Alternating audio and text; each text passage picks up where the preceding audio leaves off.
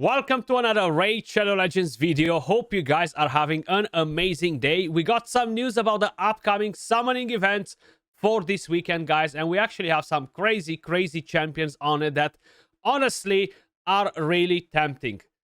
I might gamble. I don't have many shards, but to be honest, I'm pretty tempted by quite a few of these champions. I do want to give you guys a fair warning. Most likely they will announce the next fusion probably next week at some point or the week after, and I have a feeling that it's going to be a solid fusion. So maybe you want to start saving up your resources, especially if you're free to play, low spender, right? I think it's going to benefit you more in the longer run rather than gambling on these summoning events, which, let's be honest, they don't tend to have very good rates at dropping the champions that we want to get from them, right? So let me just start directly with what Plarium actually has to say. This Friday, February 28th, they are planning to launch a progressive chance event, giving you a 15x chance to summon the champions of your dreams from ancient, voids, primals, and sacred shards. Now, the chances to summon legendaries are still the same. Nothing really changes here. The only thing is going to be a progressive chance from 15x all the way to 25x if you summon a lot of legendaries. It is advised basically to summon either if you're very close to the Mercy or you're a Kraken that has a lot of shards and you really want to collect a specific Pokemon, right? Other than that, to be honest with you guys, I wouldn't really jump on any of these events. Now, before we dive into talking about the champions, we do have a couple of different events as well, which are related to gear drops. The event dungeon is coming to an end in 5 days and 18 hours at the time when I'm recording this video. So this will be a bait before the event dungeon is over. I would personally save all of the energy that I have, and I would drop all of the energy that I have in the event dungeon to try and get pinpoint gear. These 3x events on Savage, Speed, etc. are coming pretty much all the time. So it's nothing new here. But on Friday, February 28th, they are planning to launch a 3x event on dropping speed gear from the Dragon's Lair. As I've mentioned, you're going to see this event coming every second or every third week. It's usually in between the fusions. So I would probably suggest you just ignore it for the moment and focus on farming the event dungeon. It's going to benefit you more overall. Then, on March 2nd, they are planning to launch a 3x event for dropping reflex gear from the Ice Golem peak. I mean, who farms the Ice Golem? I feel like I'm not farming it at all. It doesn't matter what gear sets they're giving me from here. I've collected a decent amount of curse gear. I have some retaliation, I have some provoke, some reflex, but I don't really think that I need any more than I currently have. And to be honest, I haven't really farmed this dungeon much for the last couple of years, and I'm not planning to. So it's definitely not something very appealing. It would have been better if it was a 3x on Savage, because that's pretty much all in terms of gear drops events, right? That's why I really think it's better to focus on the event dungeon, get pinpoint. It might be 3-4 months, still we're going to get the event dungeon back in the game. I don't think it's going to happen very often. Maybe 2-3 times a year. I feel like that's the time frame for this. Leaving all that on the side, let's talk about the champions quick. I actually released a video on the top 50 nukers yesterday, if I remember it correctly. And a lot of you guys were asking, Skratch, why haven't you put a new cat on the menu? So we have the Cheshire Cat, very powerful champion, to be honest with you guys. The main thing that kind of like made me not put it in top 15 is the affinity, basically, right? And it's just not really ignoring a lot of the things that are in the current meta. But other than that, this champion is very powerful. If you guys remember, I think on was it on Monday or something like that, I've done a video where I actually showed you a battle that I had in the siege mode versus a cat, and it freaking wrecked my team like 3 or 4 times before I actually got to defeat the team. So he can deal pretty serious damage. His damage is based on attack and speed, very similar with Razelvarg. His self-buffs, which is really nice. He can gain extra turn if the attack kills an enemy. You know, he has a speed aura for all battles, which again is really nice. Pretty good passive too. Overall, definitely a pretty solid champion, to be honest with you guys. Is he really a top 15 material for a arena meta, I'm not sure, to be honest. Even with everything taken in consideration, everything that he brings to the table, I feel like he's crazy, crazy good, like in a Hydra clan boss team. He can definitely smack in arena as well, but I don't necessarily think that he's a top 15, but I would love to get him 1000%. So do not get confused here, because not being in top 15, it doesn't mean that you're weak. Right now we have like what, 800, 900 champions in the game. So I feel like almost half of them are nukers, maybe more than half of them are nukers, right? So it's hard to be a top 15 nuker nowadays, to be honest, considering how many mythicals we have and all that.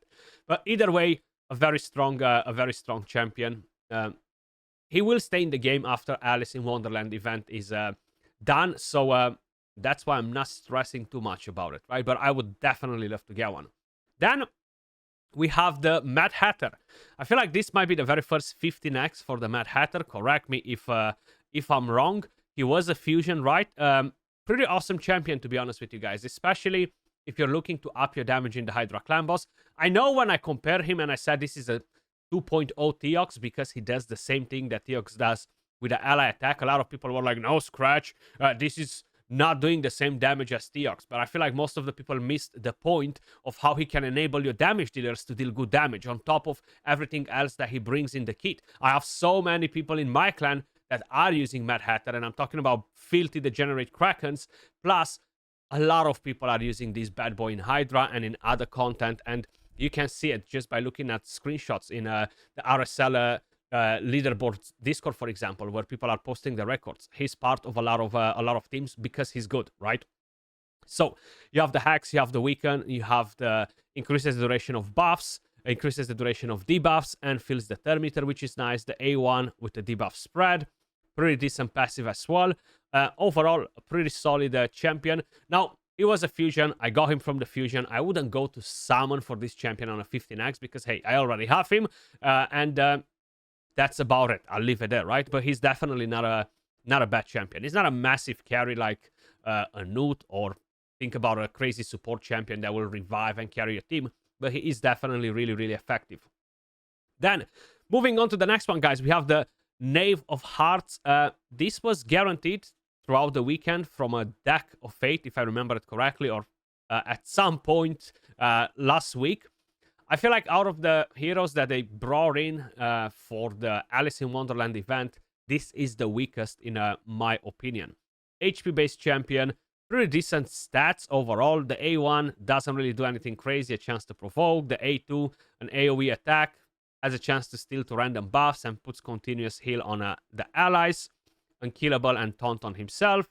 And you have this swap HP thingy right here, which honestly I'm not a big fan of it. Plus it gives you increased defense.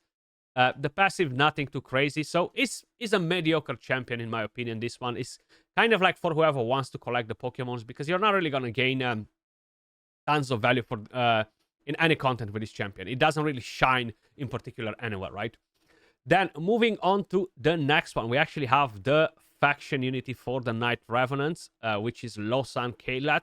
I would freaking love to get one of these bad boys, to be honest. He has this crazy good A2 skill that is nasty for PvP. Very good for the siege mode. Basically, is gonna drop the HP of the enemy team to like almost nothing, and the thermometer as well. It really depends the target, how much HP it has, basically, and stuff. Places a taunt on himself. You have the A2, which kind of like should do a bit of damage and stuff, but it doesn't really do damage, to be honest with you guys. I actually tried him for damage as well. A chance to land the weaken. Pretty good passive as well. Overall, I think he's a solid champion, to be honest. I would definitely love to have one. Mainly for the A2. The passive is really good as well, you know. Let me know what you guys think about this faction unity champion. I don't necessarily think that he's like the top out of all of the faction unity champions, but he's definitely a pretty good one, and a lot of people are using him in the siege mode. You know, conditions and all that are actually really effective, and he does look freaking badass, to be honest with you guys. Then moving on to the next champion, Vulkanos Fumor. Yes, I freaking love Vulkanos. Absolutely amazing. If you can pair him with a full team of demon spawns, you're gonna do some crazy funky things. And that's mainly because You don't necessarily even need to do damage. He's just going to melt the enemies with HP bar. Now, of course, if you have a 6-star blessing on him, Incinerate is gonna work amazing. Without that, it's still gonna be good, but not as busted. He can block revive, and not just him, pretty much every single champion in the team that kills somebody under HP burn will basically apply a block revive to them. He can ignore Stone Skin, he can ignore unkillable, ally protection, block damage, and shields, a lot of different things. Damage based on defense, which is pretty good, especially if you're going to be able to give him an increased defense. Overall, a really, really solid champion. I had tons of fun playing the champion in a live arena, classic arena, just in general, a really solid one. And you might be wondering, should I build this champion on a Savage? Should I build him on Stone Skin? I would suggest you build him with Stone Skin and Perception. Perception and Savage. It really depends if you can keep him alive, if you're going first, etc. But very, very good because he can actually just ignore defense for every HP burn debuff activated on an enemy. And that can stack up to 100%, which I think is really, really strong. Moving on to the next one, guys. We have the Queen of Hearts. Pretty damn nasty for live arena, and I will say it, I did underestimate her a little bit when I made a guide on her, and that's mainly because I was always saying, like, you know what, you're gonna go in to remove buffs. She needs to remove a lot of buffs to take an extra turn. But as long as you're using her versus a team that has a Sifi, versus a team that has a Shuzan, or different champions like that, she's going to cut in front of them, even in front of Shuzan, which is actually pretty crazy. That's something that I was not expecting. And the good thing about it is that you have this passive, right? For every 10 buffs. When a battle starts, if the enemy team starts with a shield set, with a stone skin, with a pinpoint, with a divine artifact, this will count as a buff, right? So that's massive because the enemy team doesn't even need to buff a lot. You don't need a Sifi, even one extra buff from an arbiter, like an increased attack, which will give you 4 buffs, plus if they have some stone skin, a shield, and bang, she's going to cut on them. And she can be pretty nasty, to be honest with you guys. The Dead Brand, which blocks the revive, some turn meter, you have the increased attack, and the ally attack. She can definitely put in some work. And she was guaranteed throughout the weekend, right, as well, from the Champion Chase tournament, but guaranteed for Krakens only. I haven't got her myself, as you guys can probably notice.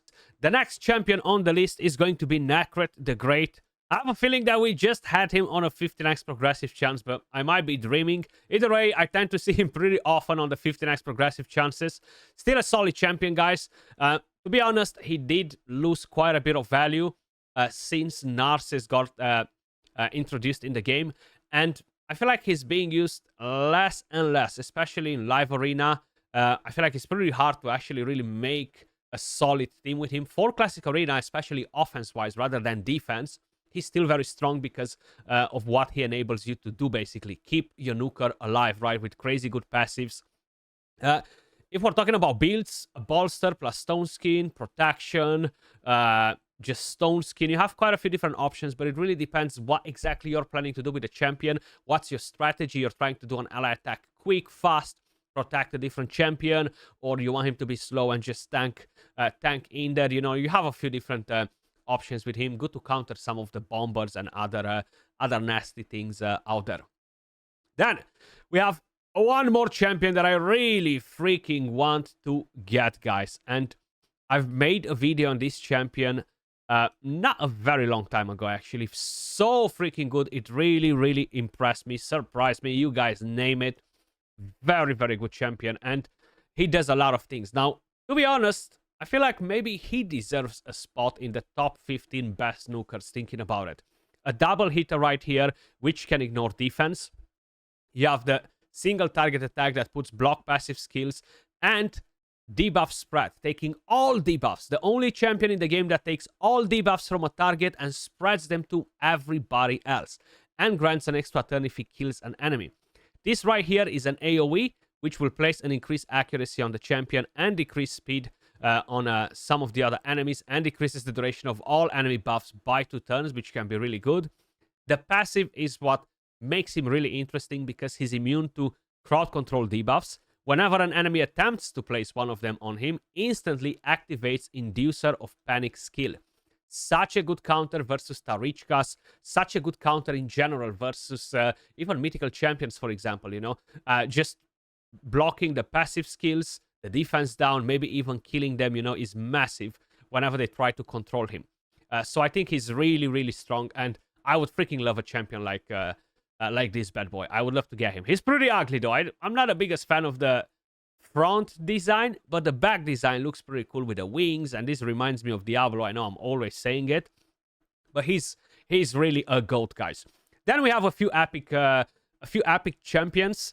We have Aeshma. Is she a Knight Revenant, if I remember it correctly, right? She's being used for the Mikage fusion. We had her as guaranteed a while ago. If you are looking to get the Mikage fusion done, this might be one of your chances, but I am seeing it that they are doing guarantees on these epics pretty often, so I would personally save the ancient shards and wait for a guaranteed, because the chances to get her are freaking close to 0, okay?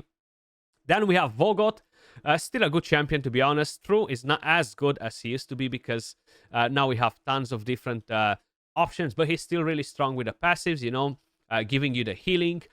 Overall, a pretty good epic champion.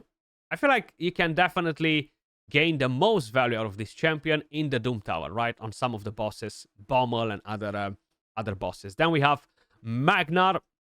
I'm using my Magnar in Faction Wars and in the Curse City. This hits really hard, man. Like, I know he's an epic champion and all that, but he puts to shame a lot of the HP-based nukers in the game. It's crazy what a difference there is, because he has that double hit, you know? So overall, pretty decent. Yes, it doesn't compare with a mythical or a legendary in some cases, but he does put a lot of them to shame, right? Then we have Madame Series, which, to be honest, she's still good, especially mid-game, early game, in the end game. Let's just argue it, you can use her in a classic arena, tag team arena and stuff. She used to be one of the most OP arena champions in the game, guys. Crazy busted, actually, when they released her. And I used to run her all the time in all of my teams, but I haven't used her in months, to be honest. I cannot even remember the last time when I've used Madame Series. But she's still an amazing champion, you know. It's just not a whale-friendly champion anymore like she used to be. Then we have Dow Collar Sabita, or Down Collar Sabita. I missed the N right there. Seems like I might be a bit hungry. I actually forgot the faction for this champion. I don't think she's a Knight Revenant. Is it? Yeah, she is. Okay, so she's the Void right here. I actually like the champion. She has a nice revive with the block damage and 100% turn meter. A pretty nice passive as well that decreases the cooldowns of the skill, increase defense and increase attack on all allies on a 3-turn cooldown, and the A1 generates a bit of healing. A pretty awesome epic support champion, to be honest with you guys. Not only for faction wars, but in general, especially mid-game, early game, she can be a pretty solid carry. That was all for this video, guys. That's what we have for this weekend. As I mentioned, you might wanna save your shards for the next fusion. Start piling up. Why? Because they're gonna do the fusion, then they're gonna do an event for the soul. So you will require a lot of shards, and if it's going to be a very good fusion, you will want to get that soul as well, right? And 15x chances are just not that great, to be honest with you. You gotta get super lucky to get the champions. Either way, much love. Appreciate all of you guys watching, and I will catch you all in the next video. Peace.